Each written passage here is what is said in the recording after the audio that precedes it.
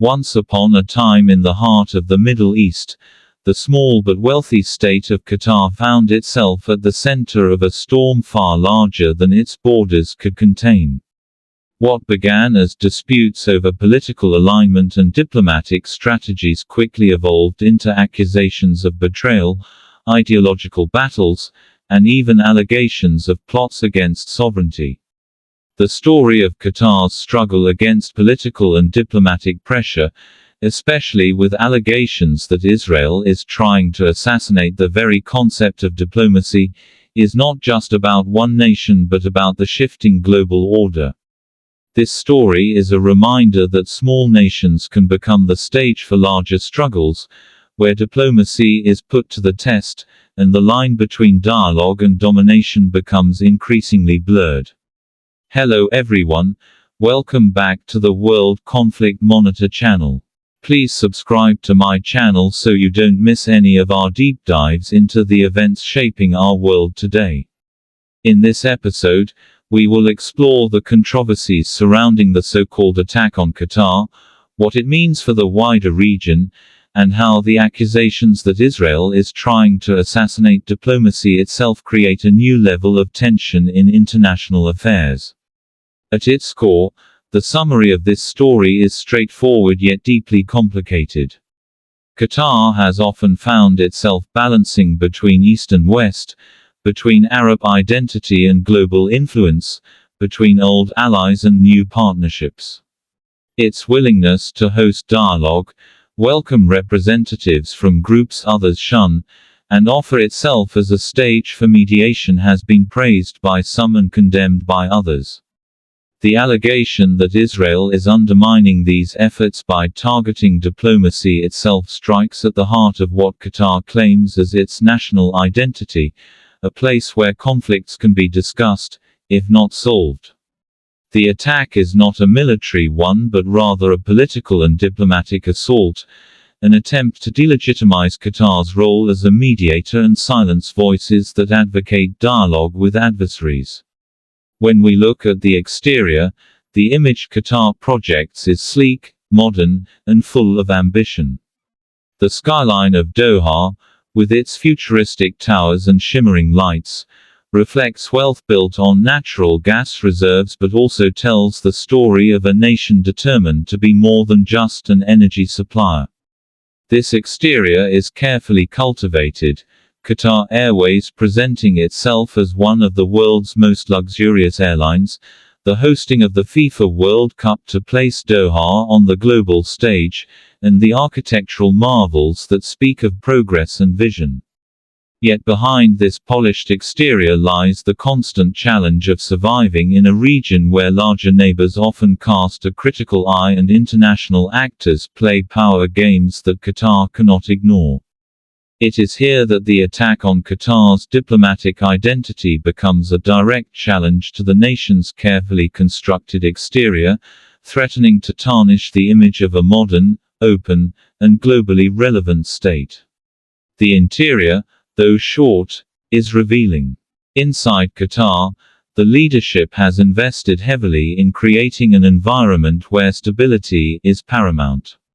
The internal policies focus on maintaining unity, encouraging loyalty, and ensuring that citizens feel secure under the protective umbrella of immense wealth. Institutions, universities, and think tanks are encouraged to thrive, and the state often presents itself as forward-looking. Yet this interior stability depends heavily on the perception of Qatar as a trustworthy mediator abroad. If that perception is shattered, the internal pride and legitimacy the state enjoys may come under pressure, making the interior vulnerable even while it appears strong. Performance is where Qatar has tried to stand out. Unlike other Gulf states that rely mainly on alliances with great powers, Qatar has performed a balancing act on the global stage. It hosts U.S. military bases while maintaining dialogue with Iran. It funds media platforms like Al Jazeera that question Western narratives yet also seeks investments in Western capitals. It attempts to mediate between rival factions in Palestine, Afghanistan, and Sudan, claiming a unique space where dialogue is possible. This performance has often won Qatar respect, but it has also drawn suspicion. Israel, according to the claim, sees this performance not as diplomacy but as dangerous interference, a way of legitimizing groups and actors it considers threats. By targeting this performance and casting doubt on Qatar's motives, Israel aims to reduce the credibility of Qatar as a player in international mediation. The performance, once applauded as bold and independent, is being reframed as reckless and manipulative. Safety features in this metaphorical sense represent Qatar's strategies for survival. Like a car designed with airbags, sensors, and reinforced steel, Qatar has built its own safety mechanisms. Its massive sovereign wealth fund acts as financial protection, ensuring resilience against sanctions or boycotts. Its hosting of the largest U.S. military base in the Middle East serves as a shield against external aggression. Its strong ties with Turkey provide a backup security alliance. But these safety features are not invincible. Just as even the safest car can be compromised under extreme pressure, Qatar's safety mechanisms are being tested. If diplomacy itself is assassinated, if the credibility of dialogue is undermined, then these safety features lose much of their effectiveness. Wealth cannot protect reputation, and military bases cannot enforce trust. The real danger lies in the erosion of Qatar's diplomatic shield, which has been its greatest safety feature of all. The unique selling points of Qatar are undeniable. It positions itself as the global capital of dialogue, a nation willing to host talks no one else wants. It embraces contradictions, a monarchy that promotes debate, a small state with a massive voice, a Gulf country willing to challenge the regional order. Hosting the World Cup was not just about football, it was a message to the world that Qatar matters, that it is not a passive observer but an active shaper of global culture and politics. The attack on Qatar is therefore an attack on these selling points, on the idea that a tiny nation can influence giants through diplomacy. To undermine Qatar is to undermine the belief that small players can matter in the global order, and that is why the accusation that Israel seeks to assassinate diplomacy itself carries such weight. When we speak of price, the costs are heavy and layered. For Qatar, the price of maintaining its diplomatic role is constant tension with neighbors, constant accusations, and the risk of becoming isolated. In 2017, the blockade imposed by Saudi Arabia, the UAE, Bahrain, and Egypt nearly strangled Qatar's economy. Yet it survived, paying the price through resilience and innovation.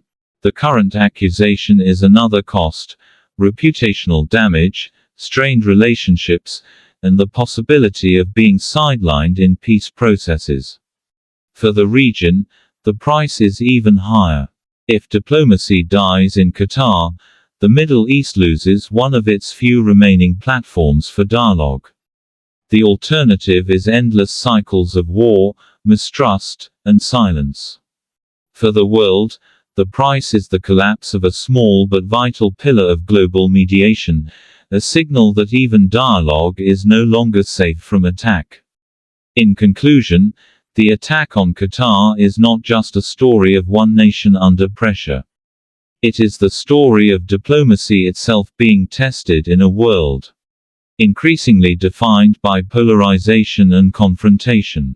Qatar's exterior image of modernity, its interior stability, its performance on the world stage, its safety mechanisms, its unique selling points, and the heavy price it pays all come together to tell a tale of survival and struggle. The accusation that Israel is trying to assassinate diplomacy is not simply about politics, it is about whether dialogue has a place in our world anymore. If Qatar's role is undermined, it sends a chilling message that even talking, Even trying to mediate can be turned into a crime.